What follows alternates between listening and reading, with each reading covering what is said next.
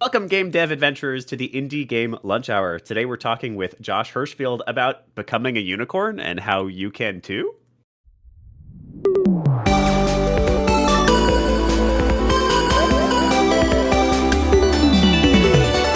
The Indie Game Lunch Hour.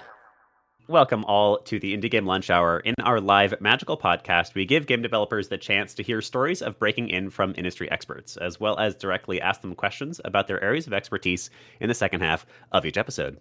This is a mostly unedited recording of a weekly event we host on our Discord, so feel free to come and join us down below next Wednesday at 12 p.m. Eastern Time, every Wednesday at 12 p.m. Eastern Time. There are links in the description. And as always, I'm your host, Willem Delmenthal, the headmaster of the Indie Game Academy, a longtime game designer, and the self-proclaimed purple wizard of games. Joining me today is Josh Hirshfield. Josh is an adjunct professor at New York University, but has also been a game designer in the industry for quite some time, working at both AAAs and AAs, and I believe a GDC and PAX speaker. Is that right? Yeah, GDC floor. I've been on the floor at PAX with games. Nice, awesome. Yes, a GDC and PAX exhibitor, perhaps. Love it. All right, well, it is wonderful to have you on the show, Josh. What are you having for lunch today? Protein shake. Nice, good. That's what it is. That's how it works. That's how we do it. What is the flavor of the protein? Chocolate. It is entirely chocolate. It's a lactose-free chocolate core power. Delicious, delectable. Breakfast of champions. Well, welcome to the show, Josh. It's awesome to have you on. As a fellow designer turned educator, I feel like we probably have a lot to talk about here. Now, you came at us with a very interesting topic, and honestly, I'm not exactly sure where we're going to head for today, which I'm kind of excited about. The topic being becoming a unicorn, anyone can do it. So, before anything else, I guess, why don't you give me some context into what that means exactly? Yeah, I mean, so I think this actually was a term coined by a GDC panel in 2023 about, like breaking into the industry as a unicorn. And being a unicorn is not like it's not that you are incredibly unique or there's only one of you, but it is that you can do everything, right? That you have a skill set which is very broad. And I was having this discussion with my friend Sam Eng, who's making Skate Story with Devolver, and we were just basically talking about what it's like to be a person in the industry who can do a lot of things, right? Because if you have a lot of specialties and you can do a lot of things, then that makes you not less desirable, but less specialized. So you can advertise that sort of in a different way. And the GDC talk itself, or the GDC panel itself, was just about how you can be a unicorn in a space in which that is not valued, right? Even though generally as a game developer, being a heavy generalist is incredibly important, right? So that's kind of what that is. A unicorn is basically just somebody who is not unique, but is rare, who can do a lot of different things at a very high quality. Yeah. Nice, awesome. Yeah, we actually had Shaolin Shodan, who's the founder of Masala Games, come in and talk about something similar, where his concept was essentially being specialized into being a generalist, if that makes sense. That does make sense. Becoming really good at being a generalist, yeah, and being one of the best generalists, and therefore almost having your own niche being a generalist. So it sounds like it's sort of a similar concept, finding a way to not have to be so specific in what you specialize in, while still being an excellent and desirable candidate. Is that about right? Yeah, I mean, yeah, generally so. Yeah, I think there's a lot to be said about being a unicorn when it comes to being a game developer, right? Like being a heavy generalist, I think is important because I've never been on a team where I'm only just doing one thing. But it kind of gets into this area where people start to say things like, this is like my thing, and I'm doing this thing on this project. This is my space and my zone, right? Like, don't touch it. Don't be in this space. And that, to me, grants a lot of limitations, right? It makes it more difficult for people on those teams to prototype, and that pace is much, much slower. So that's I think the first step. The first thing I think of when being a unicorn is just, if you want to do whatever you want in a project, or you want to work in different areas, or you want to expand your skill set that you already have, then being able to work alone on things, ironically, is a really, really like strong way to start that, if that makes sense. Huh. Okay. Yeah, I'm very intrigued by this. We're going to talk more about it because it goes contrary to a lot of the advice you do here. A lot of the advice is very much like figure out what exactly the one thing is you can do for the rest of your life, and then do only that. But before we get there, let's start with our more traditional first question, which is the origin story. So, Josh, I would love to hear about you. The audience would love to hear about you. Tell us your origin story and how you got to where you are today. Okay, so actually, it's not too long, but there's like a lot of parts to it. I think I always wanted to make video games, but I actually didn't know that you could be a person who makes video games until I was like in high school. Like it took me a while to be like, oh, I could actually make that. Like I always thought, I'd have to be the person who I don't know, draws the characters or 3D models the characters or like makes the music. I didn't think there was actually a game designer that you could be that was a person who actually just sat around making games all day, right? And when I started, it was around when I was 15 or 16 years old, and I was just in the midst of high school, and that sort of propelled me into the space because my high school actually had a game development course, which was crazy because we were a magnet school, and I guess they wanted to make the largest entertainment industry in the world available to high school students. So I took it, and the teacher was actually a business teacher, so she didn't actually know necessarily how to teach programming or design or whatever, and it was mostly an industry focused thing where we woke up and we like it was early. It was at like 9 a.m. and then we would open up like Game Informer and IGN on the projector and we'd go through like daily articles. But really, what that class gave me more than anything is the time to like mess around and just kind of like do something weird and find out what happens. And I ended up getting a license for Game Maker from the school. That was Game Maker Hell yeah. like 1.8, like 1.4 when it was before they had the dark theme. You know what I'm talking OG about? game engine. Yeah. Yeah, and I just spent a lot of that time googling stuff. And eventually after googling enough, I made a really small game and I submitted it to the RPI Game Fest, and it won an award, which was incredible to me. So that really was encouraging because I was like, oh my god, all right, well, I didn't know how to program before this. I didn't understand how any of this worked. I didn't actually know how design worked. I didn't know what game feel was. And I learned all these things, and I spent all this time in like 3 hour block every single day for like a year, and I made this really cool thing, and I was really proud of it. And then so that sort of pushed me into game creation as a whole, I think. But that experience alone, I think, was very fundamental in my trajectory to becoming a generalist, right? To becoming a unicorn. So after that, I graduated high school. I went to the University of Connecticut. I attended their game design program, and while I was there, I started a very small studio, and we made a few games, we released them on Steam, and then actually towards the end, we got a lot of grant funding from the University of Connecticut to work on an educational game for them. So it was a game that's sort of about the humanities. It's to do with learning theory and applying learning theory in a game development context, and it's all about sort of can you evaluate and teach people by playing a game. And it was the PhD dissertation of Coulter Moose, and it's part of the ed tech department at UConn. So that was great. That was a lot of fun. We finished that project a couple years ago at this point. And yeah, then after that, I graduated in the midst of the pandemic, and I was not entirely keen on trying to get a job at that point, and I had the opportunity to attend the NYU Game Center. So I did. I went for my MFA, and I spent 2 years there.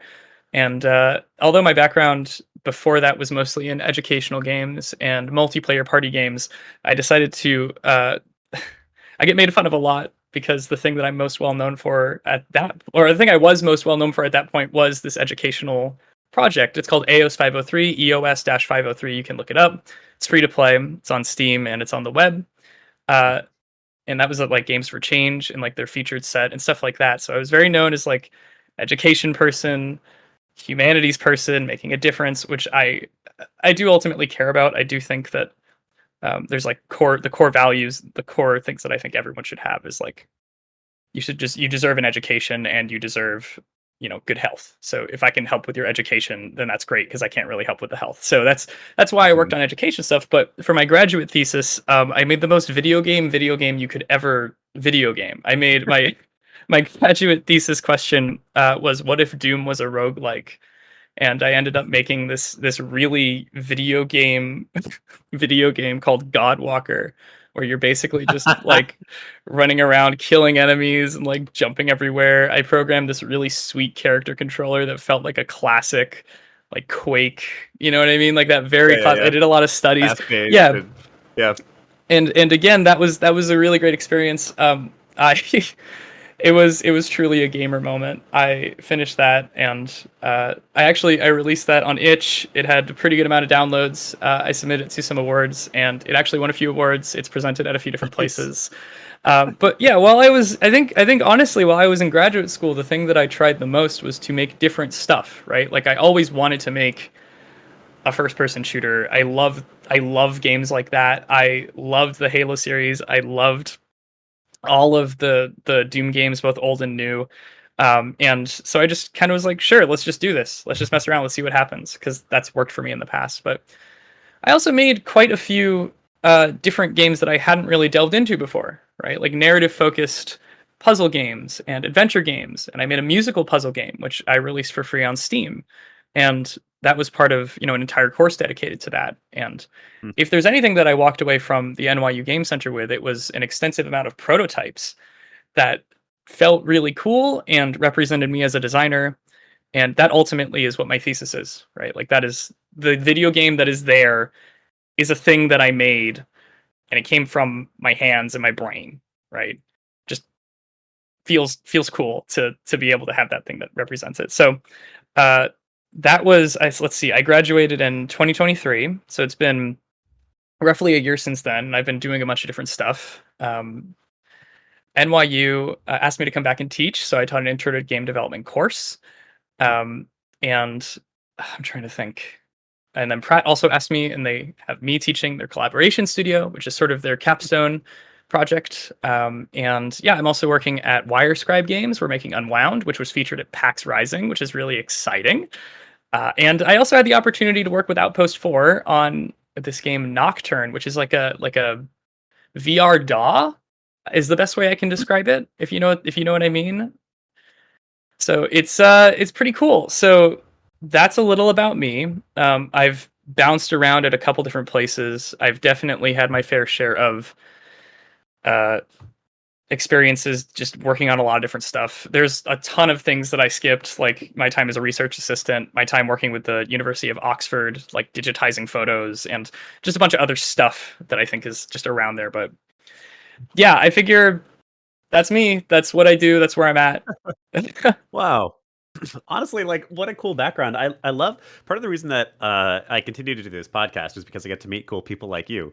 Oh, And it thanks. is yeah, it is like what a cool backstory. And it's something that I think also will be extremely valuable to those who are trying to figure out their own paths. Just hearing how you approached it and how you got to where you are today and how you now have gained some notoriety as an expert in this area, but also retained your individuality and your unicorn status of being a little bit more of a generalist and capable of working on anything. I love, I love a lot of what I love a lot of this story. So part of what I want to call out for everybody, I think, is largely that you made things happen on your own. Like the vast majority of the story you just told of a successful career in games, a financially supportive career in games, you've made enough money to survive, is you just kind of doing a thing. You making games and making your own games and selling those games, yes, but also just advocating for your own games, submitting them to festivals and trying to get awards for them and speaking about them.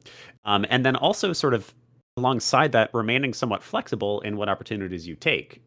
Teaching at different institutions is something that um, probably people aren't really getting offered, but also probably is not on anyone's radar. Like nobody is like, yeah, I want to go teach at a university, or very few people are, about game development, because for some people that may not feel like they're doing what they want to do, which is make games.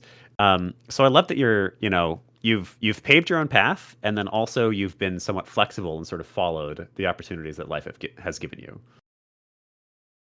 Yeah, I mean, I joke, but there are points at which I have like 4 to 6 jobs at the same time, and that sounds like a Right. lot. And it is like a juggling act, but when it comes out to it, if you do that correctly, it's close to like 40 hours a week. Like it's like a full-time job, right? Yeah. So I think generally, yeah, like that's very nice of you to say. But also to be totally honest, I don't think that I figured out my full path yet. Right? Like I think that the way that I'm going about this now is sustainable for a pretty long time, but eventually I'm going to want to change, and that's just Yeah. how this works. And when it comes to teaching, I think that there's it's a difficult network to be a part of, right? Because most of the universities require some kind of master's degree, right? Specifically, Mhm. the MFA in games is really valuable, especially on the East Coast, right? Mm. So that's definitely how I fell into that, partially because of demand, but also partially because I really wanted to do it. But yeah, I think that the thing that I went to CCNY and I spoke to their game development club there, right? And it was a lot of students from CS and game design and graphic design, and above all, they were asking like, how do I get a job? Like, what do I do? Like, how do I actually do anything in this industry? And I think that's fair because it's not awesome, I will admit. But there's and then we had a few students come to Gumbo. I'm part of Gumbo, if you know what that is. It's a game development co-op in Dumbo in Brooklyn, for those who don't know. And I believe we're actually the largest game development cooperative in the world now. I think Mm. that just happened like a little while ago, just member space wise, which is great. Um, but yeah, so it's I lost my train of thought. Oh yeah, the thing you can do that is the most like applicable, that is the most what's the word effective, right, is just like make stuff and then put it on the internet, and that is half of it. That's half of the thing you have to do.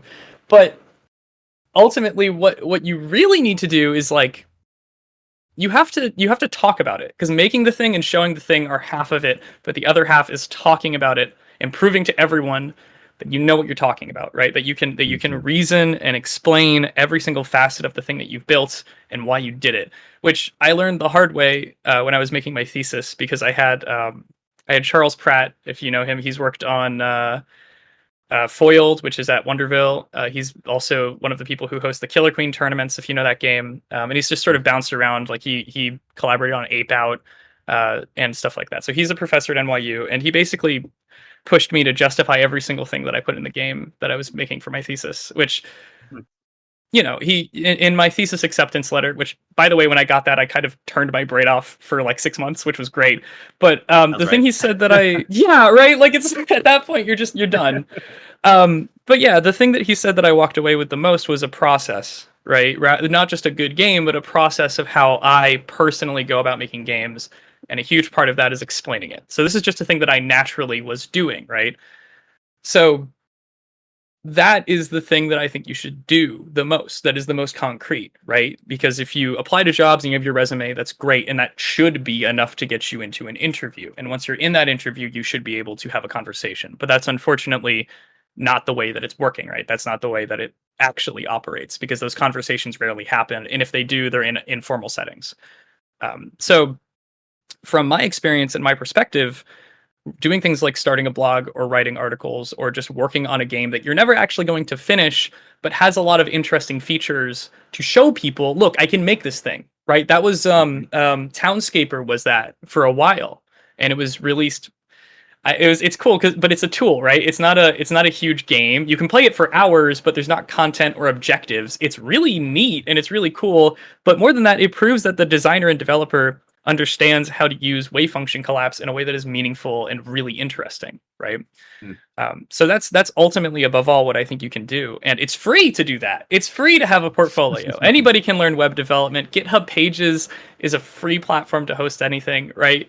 If you have the Adobe suite, you can use Adobe Portfolio. Substack is a free blogging thing. I use it all the time. It's great. I am shocked at how many people want to read what I have to say, which is really funny. And fortunately, I have employers who are like, "Yeah, if you want to write about our game, like, sure." There's no NDA for this, and I think that's great. So Yeah. yeah, I mean that's part of being a unicorn too, is that you like, I suppose when you're marketing yourself, half of it is putting it on the internet and the other half is talking about it, right?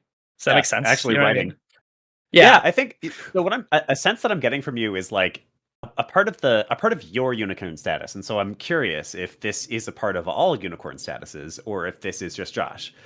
From my perspective, I've now known you for a total of 25 minutes. Uh, from my perspective, a lot of what I feel like I'm getting from you is literally just somebody being really excited about something and then going and figuring out how to make it work.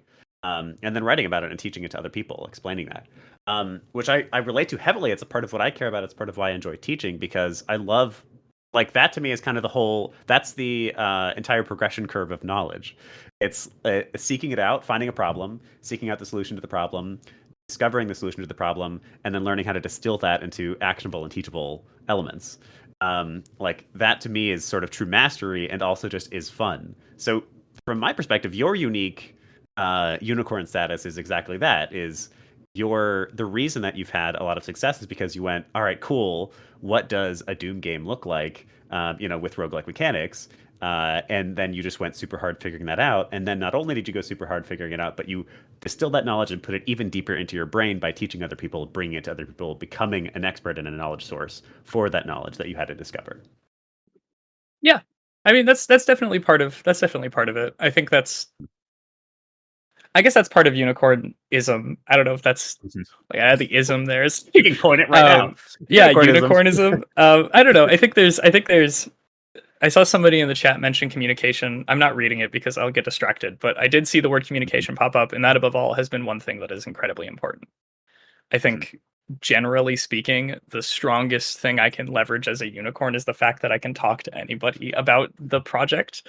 Like whether that's a stakeholder who doesn't properly understand what's going on, or that's a 3D artist who I have to say, like, this is what I need from you, and this is the format, and this is how the UV map should be set up, and this is and all that stuff. Like that level of communication that you get just from knowing how everything works, whether it's a high level or low level kind of understanding, is that's kind of where it lies, right? That's the ultimate ability, because the biggest thing that plagues this industry in any context is trying to explain something to someone who doesn't understand. And whether that's popular media, in the 90s we saw the craze of, video games are turning everyone evil, and then even now the major problems come from people who don't understand how to make video games, being the people with the money. So there's this network of communication that is otherwise being quickly severed as people more or less understand what they're talking about. And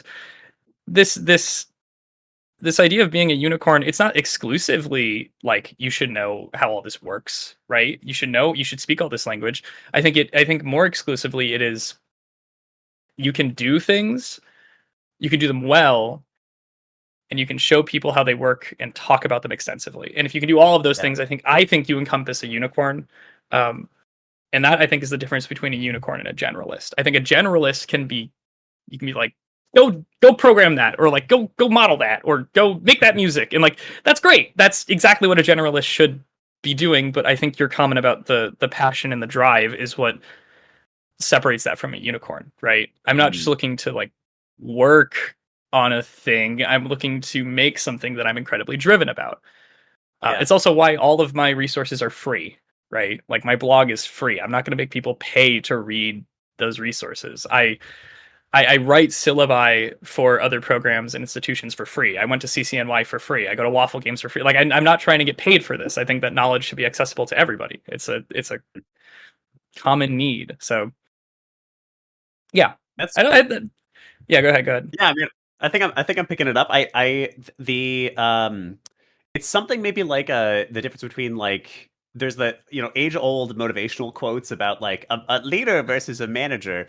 Like there's something to be said for the pursuit of knowledge for the sake of knowledge, and the pursuit of knowledge. Something to be said, maybe this, expanding the zeitgeist of what game development actually is, and what game design actually is, and what games education in this case actually is, rather than just following the zeitgeist.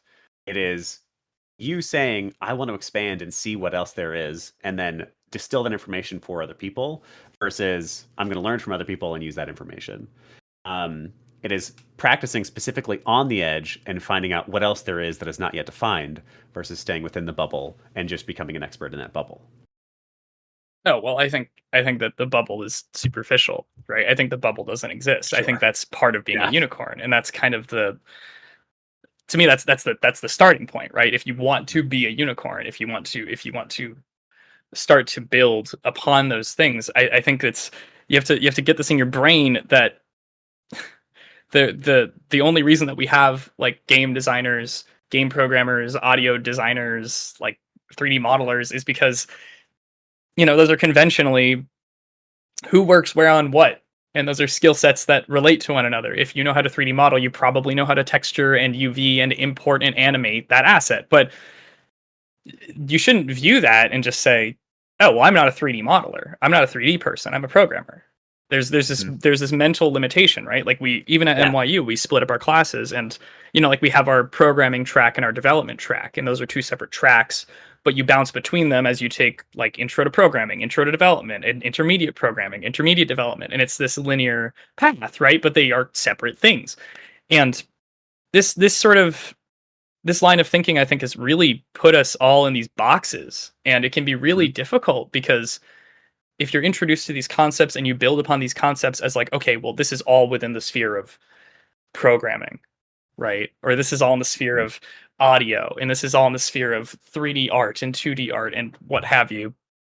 I think we start to think that there are limitations which push us away from those things. And that's not to say that we're not naturally or unnaturally drawn to specific aspects of games, right? Like I personally love shooters. I love racing games. I got really into racing games. This is a really good example, actually. I got really into racing games. There are 3 games I've gotten really into in my life, and none of them make any money. I got really into racing games, right? I can't play that in esports, but I was in the top 1% of Forza players, which was awesome. Wow. And I did it all with I think it's like somewhere over here. I don't know. It was this crappy Afterglow controller that was like falling apart by the time I was done with it. And I had also gotten really good at Monster Hunter. I have like 1,300 hours in Monster Hunter World, and then I got really good at Rock Band 4, and I have to this day world records in that game. But I played all those games for hundreds of hours for ages, and I kind of walked away from those games, and I was like, wow, that was cool, but like there are other games, right? And the more that I played those games, the more that I realized I wasn't thinking about other games. I wasn't thinking about playing other stuff. And the same is true of what we do here and how we make games, right? The more that you program something, the more that you're like, wow, I have been programming this for so long. I'm so familiar with it. If I try to do something else, then I'm just not going to get anywhere. And that's a really bad feeling, right? It's unrewarding. So that's kind of the first hurdle to becoming a unicorn, is to realize, no, there are plenty of resources. And if you're smart enough to 3D model something in UV it, you're smart enough to learn how a switch statement works, right? Yes. Yeah. I love that. There's an experience that I had a long time ago with a shaman who talked about. I'm going to bring it there for a second. Who talked about basically defining who you are as a human being, and he had a really simple quote that I've never forgotten because I love it. He said, "The minute you add anything after I am, you are limiting yourself."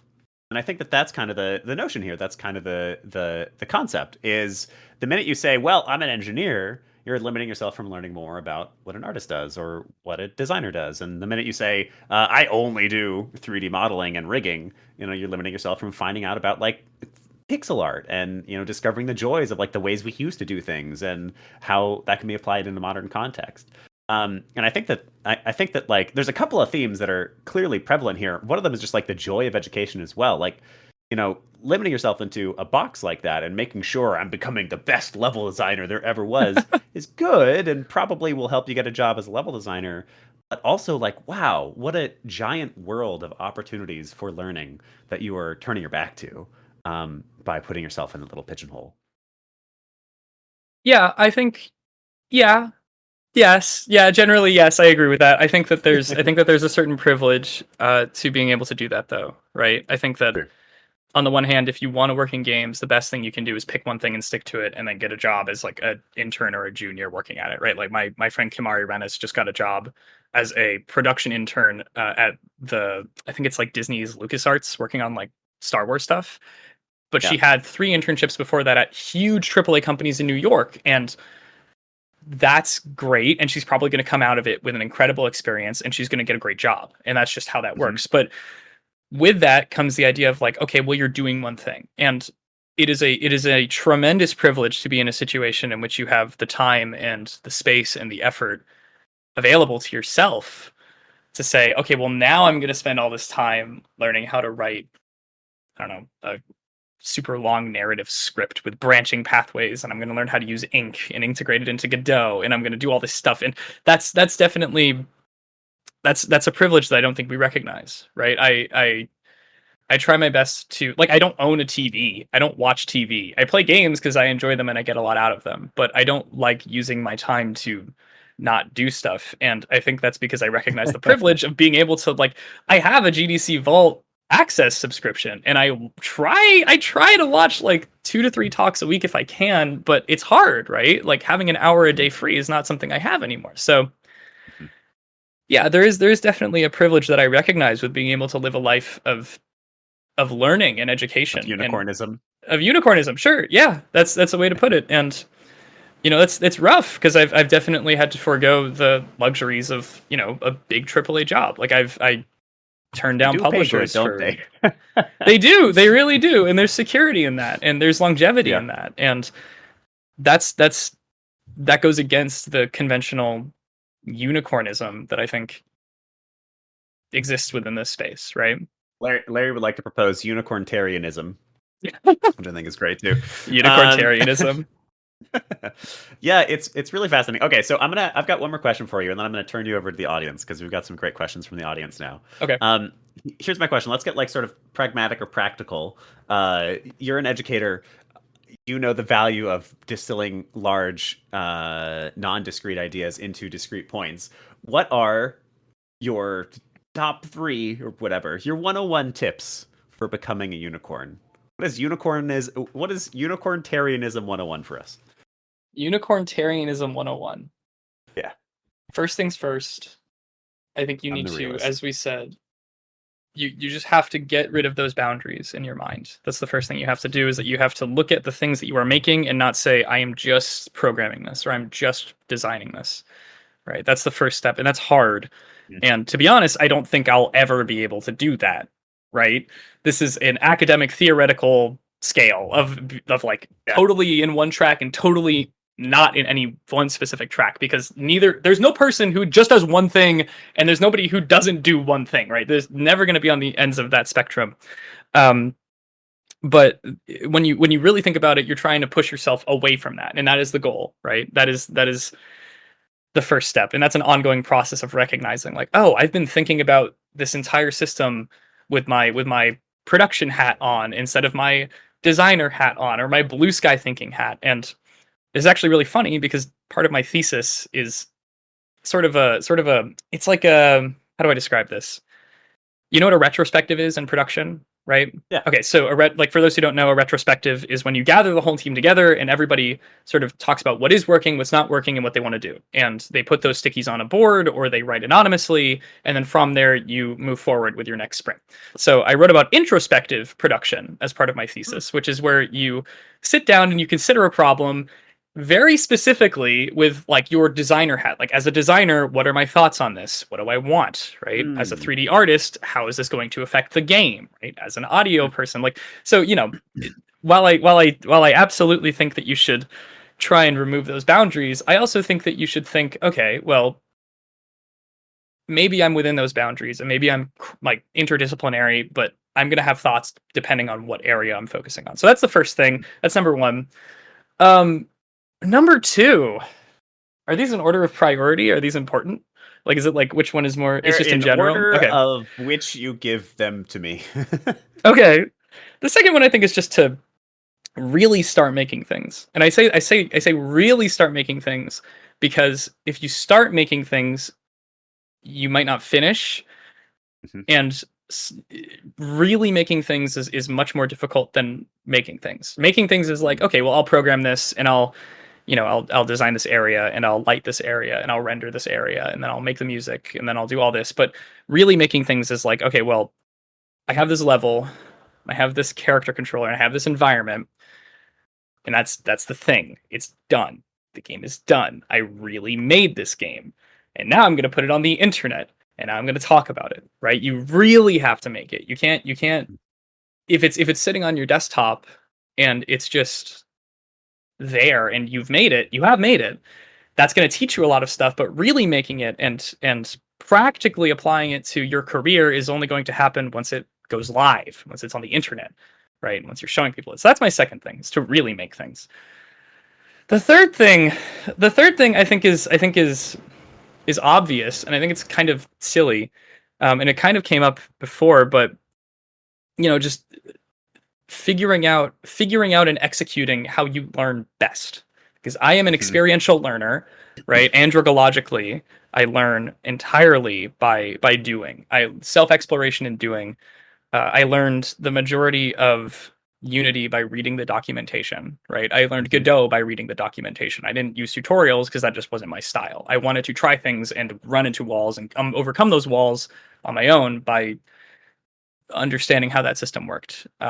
But if you're the opposite, if you're more pedagogical, then you should be using tutorials and you should be going to classes and you should be doing that that's a much different style. So I think that's the biggest thing that you can start doing, especially in your free time. If you have free time and you want to learn how a thing works, put on a GDC talk, right? Like read a book about game design, check out articles. Level designers for tons of games love to talk about their level designs from a couple years ago. There's a ton of like The Last of Us 1 talks about like level design and how they work and how all the systems are. It's really cool and it's all up there. And there are varying degrees of this, of course. Like you don't have to be at maximum learning efficiency all the time. Some days you're really going to want to, perform every exercise in Tracy Fullerton's game design workshop, right? But other days you're going to say, all right, well, I'm exhausted, so I'm just going to put on Triple Click, or I'm going to listen to like a designer at like a GDC talk about their artwork or something like that. And as long as you are progressing and continuously doing that, I think that as long as you make that knowledge available to yourself, you'll find that over time, those walls you'll suddenly say, oh, well, I understand like technical audio design and I understand level design. So now I'm going to put these things together and I'm going to make something that I think is really cool. And that's the core of all of this, right? Is that you just want to make stuff that's really cool. What are the three things? I'm trying to combine them into one big, like, we've got remove the boundaries. yeah, Really and then start making things and figure out how you learn. Yeah, I guess like if you just say them in one sentence like that, it makes sense too, right? Like I was trying to think about like a clever way to combine them all into one overarching rule, but that's pointless. Anyways, I mean, I think in many ways it is pursuit of knowledge. That's what I feel like is one of the underlying themes of everything you've been talking about. It is like I'm very much glorifying ancient history. Ancient history is problematic in like a lot of different ways, but the ancient Grecian university, where university came from, where that term was even invented, was very much like, this is a place where we're coming together deliberately for the seeking and sharing of knowledge. Like that's what this is, because knowledge is not shared or given as freely as it should be, and so let's start doing that. It is the pursuit. It is knowledge on a pedestal. It is knowledge above all else, and I feel like that's a lot of what you're talking about here. I love these as 3 tips. I love, by the way, the introspective versus retrospective, like doing a retrospective on your own and acting as each department in series to like look at what you've been working on and trying to come up with lessons for yourself. I love that. Removing the boundaries, yes, all day. I like really start making things. One of my big things that I tout all the time is like actually finish games. All your practice projects are fantastic, but it doesn't take that much more to get it to releasable. Just stop adding features. And then figuring out how you learn is great too, especially as an educator. Sometimes, there simply is no one size fits all solution for people. And so if something isn't working for you, stop slamming your head into the wall. I personally throughout school felt like, still to this day, feel like a loser for not reading enough. But it just doesn't work for me. It's just not for me. Textbooks, not my thing. I just make things. And that's okay. And accept that and lean into it. All right, I've taken enough of your time. I love this conversation. You're a really good speaker. I can tell you've done a lot of public speaking, and there's a lot of knowledge being shared. But I want to make sure we've got some time for some questions from the community. So I'm going to start with a question from LinkedIn, actually, because I think it's a good, solid, just practical question to begin with. So the question is from Jesse, and Jesse asks, what kind of game studios typically hire true generalists? Most of what I see, even for indies, are still highly specialized roles.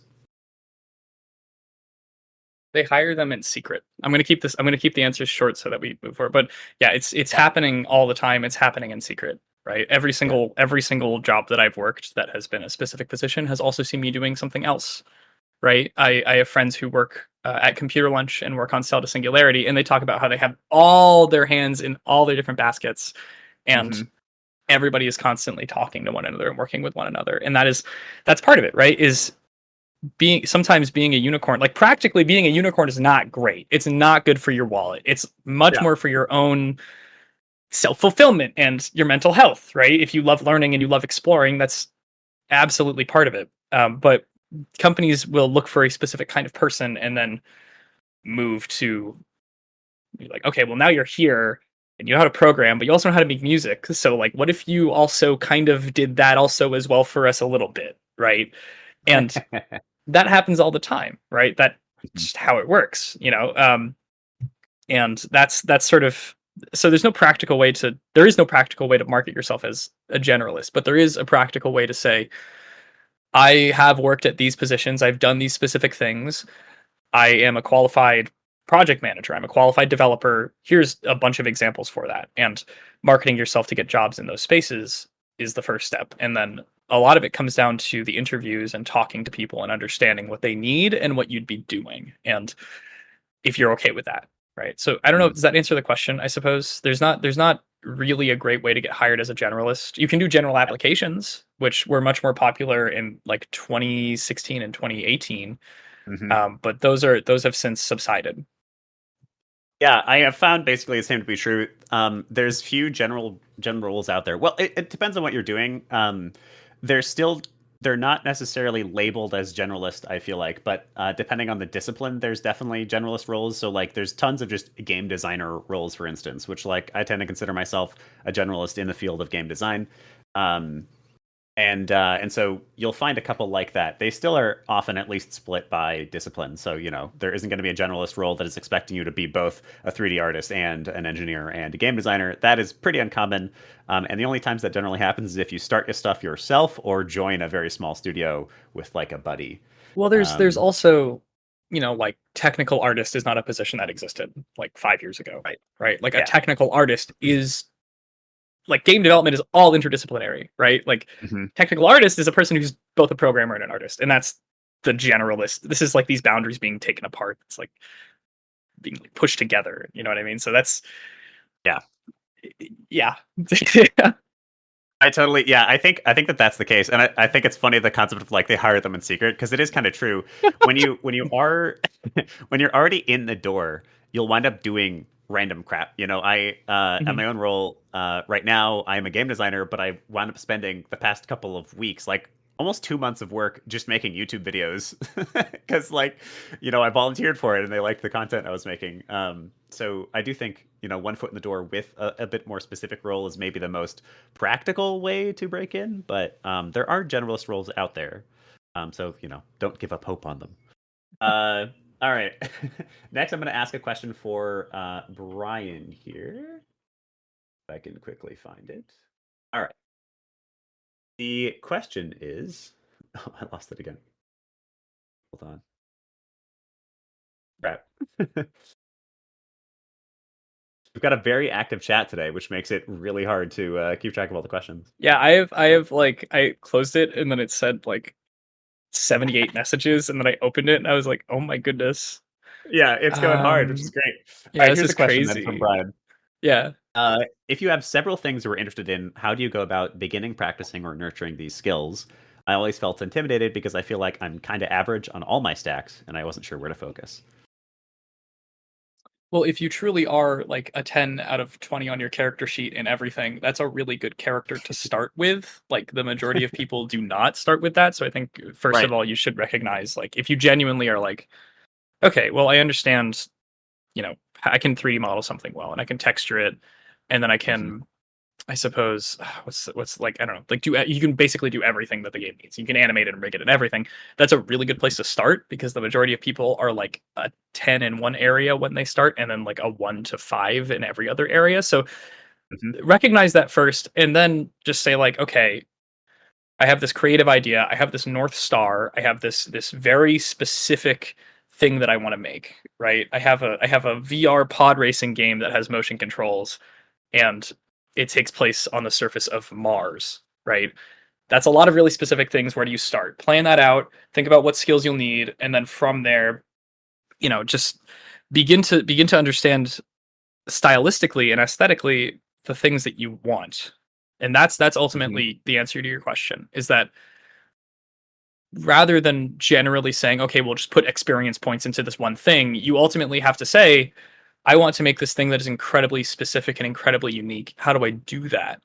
And by challenging yourself not to just Google things, and by making things that you ultimately can't just Google, you will find that you will begin learning, right? It is very easy to say, let me Google everything that I want to make in my game. Let me make a texture about this thing or a renderer for this, whatever, and like doing that, and rather than just jumping in the deep end. And the more specialized things you make, the harder it's going to be to like find pre-made resources. So Yeah. I hope that answers the question. That's how I went about it. Um, yeah, yes.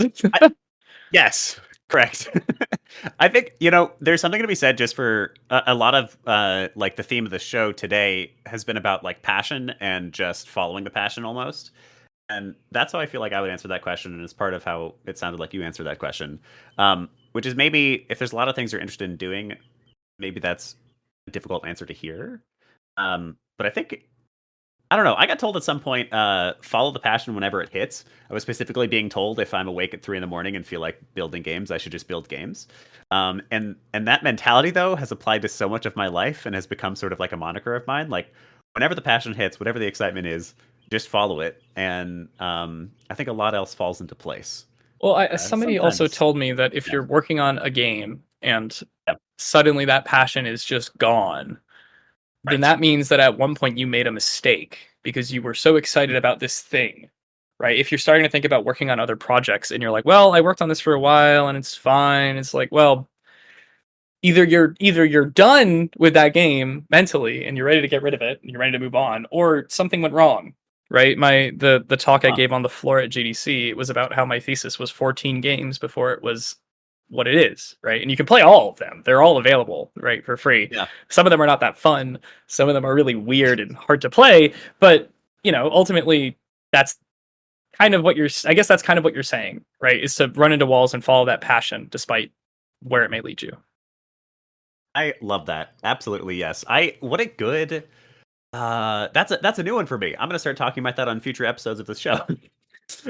If you're no longer enjoying the game, something's gone wrong in your development process. I think I recently proposed the concept of using Ikigai to choose what game you build, Oh, yeah. where each of the tenets of the Ikigai is one tenet of what type of game you might make. It needs to be a game that people will pay for. It needs to be a game that people really want. It needs to be a game that you personally really love. Yeah. Um, and I think that there's truth to the reality of the development process changing how you feel about stuff. And, eventually you might lose that passion. But I've never just been like, maybe I made a mistake and there's a way for me to back up and find that passion again. Like, that's pretty interesting. Well, I also think that when we talk about like if I'm understanding you correctly, that with the Ikigai, I think it's Yeah. I'm just taking a step back. It's not it depends on your goal, right? Like Mhm. Ikigai is very focused on being a member of a society and being part of a community and doing things Mhm. together and working, and like that, right? Sometimes you don't make games for other people. I've made games for myself. I've made art that I will never show to another person. I've made music that makes me cry because it means something to me, right? There's that doesn't fit into this like constructivism of ikigai, which is fine if Mhm. you want to be part of a society. And I think this is a more Mhm. philosophical chat about what it means to be a person in society. But when we're making Uh, games, sometimes you just gotta like go. You know what I mean? Sometimes you just gotta make a weird thing, if that makes sense. mhm. Yeah. Yeah, I think it does make sense. I think there's a like inflection point though, where at some point, at least for me, at some point, I needed to start focusing on viable games, Hmm. which is a similar thing to adding anything after I am, where suddenly you're restricting the kinds of things you can build, or at least you're supposed to be building. I do think there's it's two different mindsets. just building for the sake of building is one beautiful explorative adventure. But then building intentionally, 100% focused on trying to make something that people are going to really want, I think is a very different approach and a very different kind of game you're going to be making. Mhm. Also, if you want to go, if you have the Yeah. time, I'm willing to like talk a little bit longer as well if we need to Okay. answer questions. Sweet. Yeah. Yes, we do have one thing to do first. Very important. It is time for the question of the day. And that is where we reiterate one of the most important things that Josh taught us in order to learn them better. All right, here's the question. First person to type it in chat gets 3 House Cup points.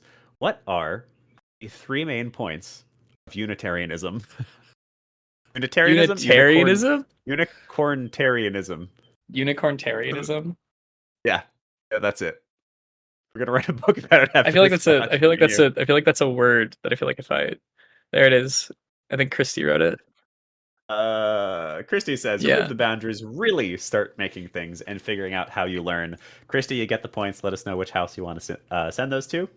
Love it. All right, we've got one more question, maybe 2 more, depending on how ambitious we're feeling. Rick, would you like to ask your question?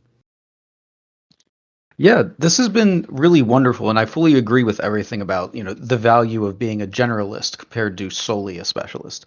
But I'm curious, when you're trying to get the word out about who you are and what you're capable of, what's the most effective way to convey your capabilities as a multidisciplinary developer?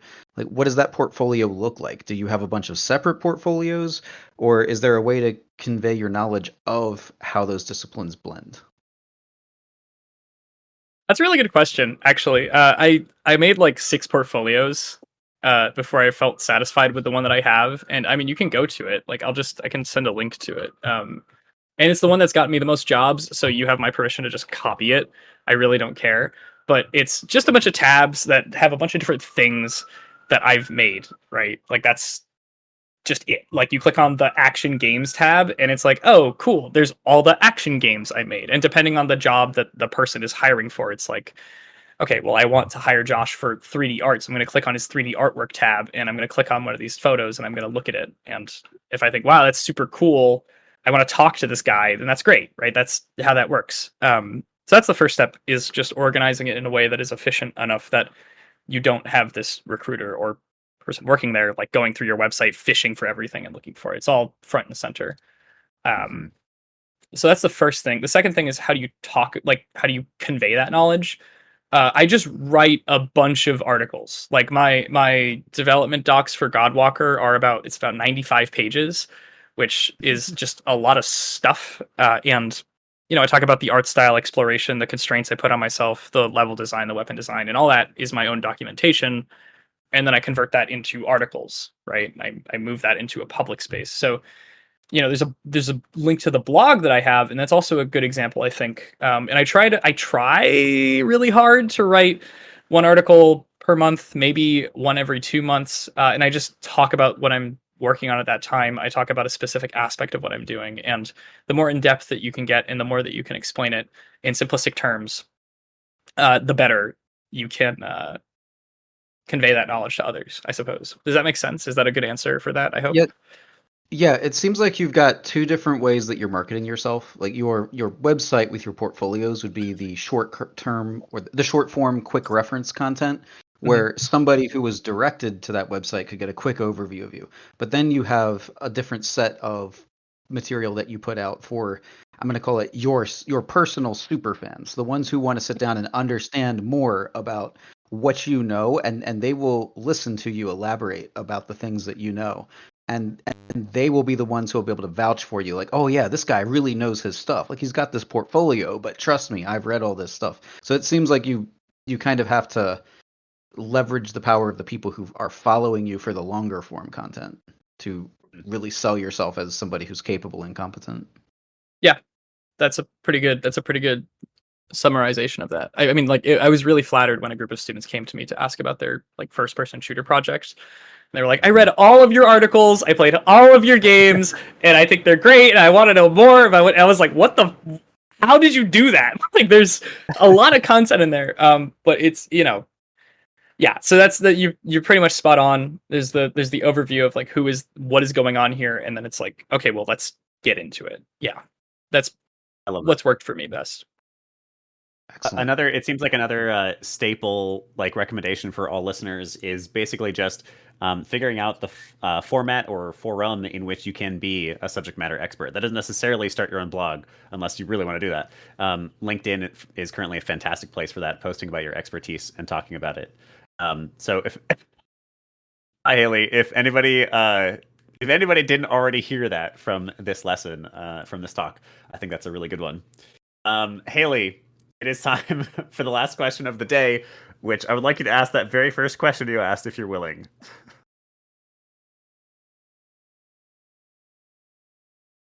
We cannot hear you. Oh, I can't hear Haley. Yeah, we can't hear you, Haley. Something muted. Otherwise, I'll have to ask for you. Oh no, we can't hear you. I just opened the chat and there's just a bunch of your face. As an emoji. That's Haley's doing. Oh. I'm gonna ask for you, Haley. I'm gonna ask for you, Haley. So Haley asked a very political question. She has a very specific objective in mind, I think. What do you think, Josh, of the hashtag indie revolution? What do you think of the indie revolution? Yeah. Oh, I mean, like in what context? Like I think it's well, I think we all kind of I don't know. I think it's great, obviously. I think we all saw it coming. I think there's it's almost like if you hire, I'm not going to say which game this is, but I know somebody who consulted on a project that was a AAA title, and they learned that the entire team was interns making the project, and it was a huge IP, and it was really bad. And I think I got to talk to some people who worked on like The Sims, and they were like, okay, well, we need to figure out live service, and we need to add this to our game. And I got to meet with the Rocksteady team who worked on Suicide Squad Kill the Justice League, and they talked about how many amazing tools they made and all this stuff. And it's like, okay, well, this is not a sustainable practice. Like Spider-Man 2 cost $400 million to make. I don't understand that at all. That's a lot of money, but it's funny because the conventional like business model of just like, let's make a game and then let's sell it.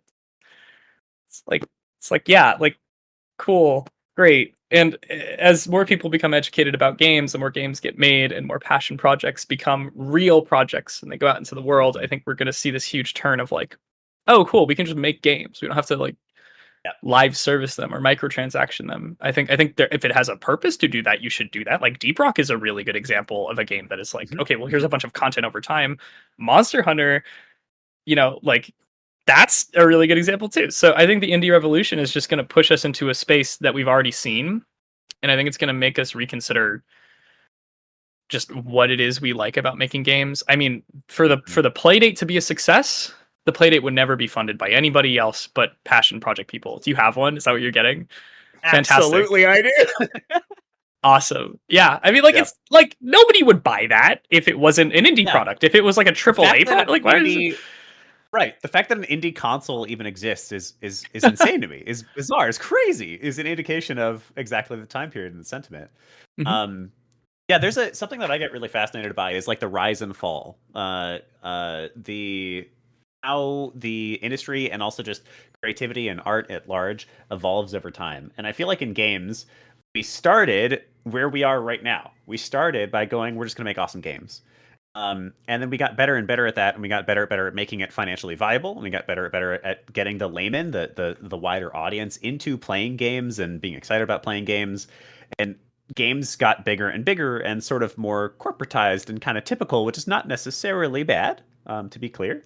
Oh, Haley, that's really close to your eye. Thanks, Haley, for your input.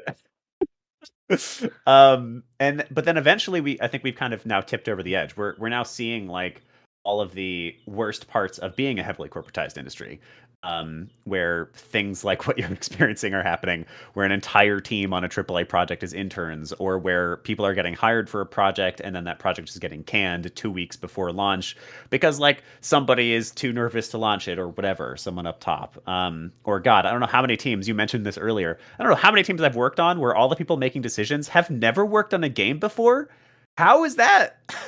Well, I actually, so this is horrible. This is a really interesting topic, and it'll sound weird at first, but it's a perspective that somebody gave me. So if you remember do you remember diversity chart for Overwatch. Do you remember that? Where they like, do you know what I'm talking about? I think I do. Yeah. Okay, so it was, for those who don't know, it was basically this chart. It was like a multifaceted. I forgot the name of it. It's the chart where like you have a bunch of values along the outside and dots move in and out of it, and it basically marked how diverse a character was, which is outrageous socially and should not be a thing at all in the context of making a game. Representation We're should not talking just be diverse, like cultural diversity. yes, cultural diversity. Okay. Sweet. And there was this huge outrage, and everything sucked, and like Blizzard Oh, I'm gonna kick you off apologized, stage. and Keep going, Josh. but yeah, pretty much what Reshabi just said in the chat. Like, Yeah. they were essentially marking like how diverse a character was, and they tried to hit those targets. And it was not because they were trying to welcome more people and have more representation. It was because they wanted to make more money, and that's gross. The thing that somebody, it was not, I don't know if they were somebody who worked on it, I can't remember, but they made the point that the creation of this chart allowed for team members of different backgrounds to prove to the people making decisions that by representing other people of different nationalities and of different ethnicities, you could make more money. And by framing it that way, they were able to incorporate and represent more people. So whether that's good or bad, I think it's bad that that has to happen, but I do think that it is a useful tool, right? For as dystopian as it is, they were able to make more characters from different backgrounds, right? That's important.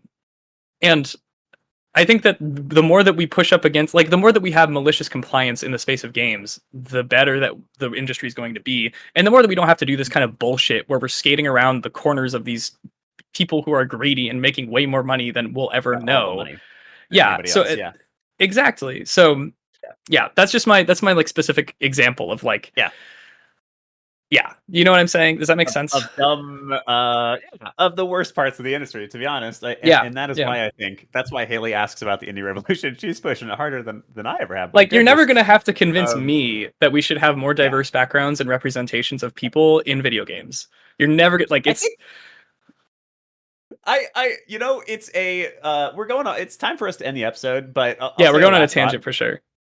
Yeah, for sure. I love I think often about like the origin of humanity and what it was like and how we evolved and this is such an amazing start to this sentence. I think about the origin of humanity. Okay, I trust you. And you know how humanity evolved. What ecological niche we filled was extremely community oriented, but was still like relatively limited in community size. You know, way at the beginning, we were like 50 to 150 or 200 people in one community. And we did absolutely communicate between communities, merge between communities, but largely you were living in a body of people that was like 50 to 200 people. Now we're living in a body of, what is it now, 8.2 billion people. And you are actively connected and able to communicate with that many people at any given point. And in many ways, I think getting as big as a lot of the AAAs have gotten is just simply a recipe for failure. It's like it is you trying to sustain and speak for far too many people than you can possibly service. So like on a team of 5 people or something on an indie, I can just say, hey, I think we should do this because it's going to make more people feel included. And that's good for our players. And we can all go, oh, yeah, cool. Let's talk about it. On a AAA where there's thousands of working and like 15 layers of abstraction in their hierarchy, it is literally impossible. It's too big for you to have that conversation. And so you need things like a fucking framework to prove that somebody is diverse or whatever in order to actually even have those conversations or approximate those conversations. So in many ways, for me, the indie revolution is just about like bringing it back to a reasonable size and not expecting or pushing or desiring even to build something that is thousands of people arguing about, you know, how diverse your League of Legends character is, or Overwatch in this case. Yeah. All right. It is 1:10. Cool. 10 minutes past. This has been a fantastic talk. Before we say goodbye, Josh, we love to give homework here. So, do you have a homework assignment that you can give to the audience that they can do in about an hour in the next week to help them practice unicornitarianism? Well, I think there's like the really obvious thing of just, you know, think about where what you've been working on, right? And think about what you are best at, and think about how you are making it and what you are doing. And then just kind of say, okay, let's forget all about that. Let's push that all to the side. Let's think about something I've never done. I've never played the guitar. I've never drawn. I've never painted with physical paints. I've never played chess, right? Whatever it may be. Think about a thing, consider something that you've never had the idea of doing, and then just do it for an hour, which you will find is remarkable. It is so strange. The other day I made cottage cheese in my apartment. And that sounds like you hear that and you're like, what?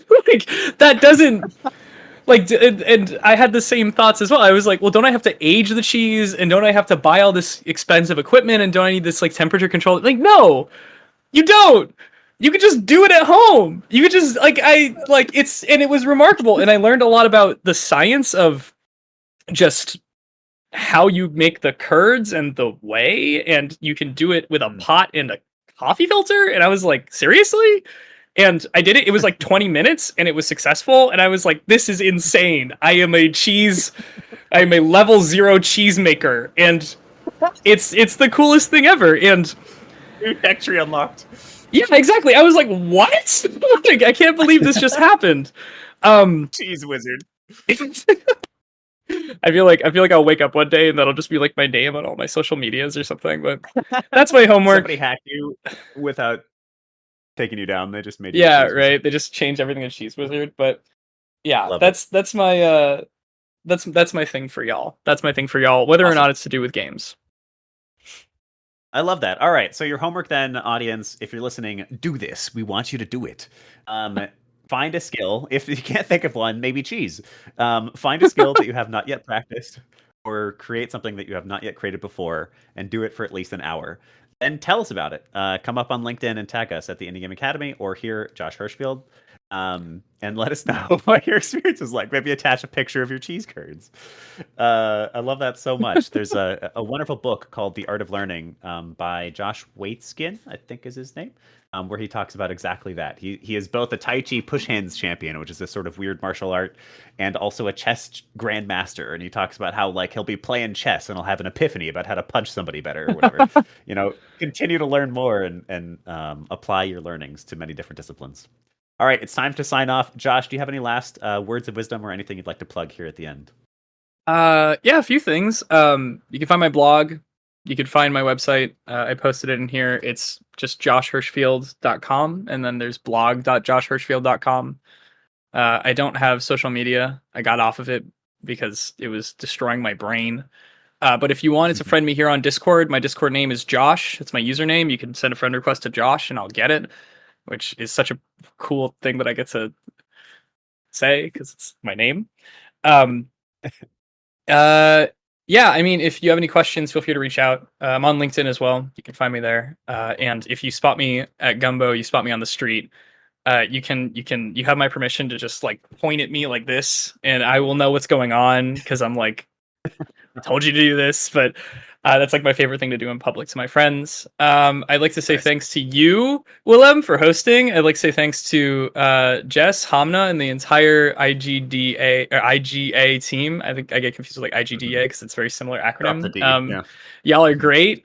This is a really fantastic organization. I love what y'all are doing. I'm super happy to be here. Love to come back and chat more if anybody has any questions. And oh, thank you, Haley. I appreciate that. Yeah, just cool. Yeah, I guess that's it for me. Oh, and of course, wear your seatbelt. You should always wear your seatbelt. That's my other word of wisdom that I think is, yeah. There you go. And use your turn signals. I love it. Fantastic. Oh, you should absolutely use your turn signals. Come on. I don't understand people who don't. All right. Thank you, Josh. This has been such a fantastic episode. There's a reason that we went 15 minutes over. Hopefully, listeners, you've enjoyed the extra time. We will see everybody again soon. For those who have listened and enjoyed, we ask, as always, that you send this along to just one other person who is somebody else who would learn something from Josh. Do your homework. Spend an hour making cheese or something else, and then tag us. Yeah, we'll see you again next week, Wednesday, 12 p.m. Eastern. There's links to join. Bye, everybody. Thank you.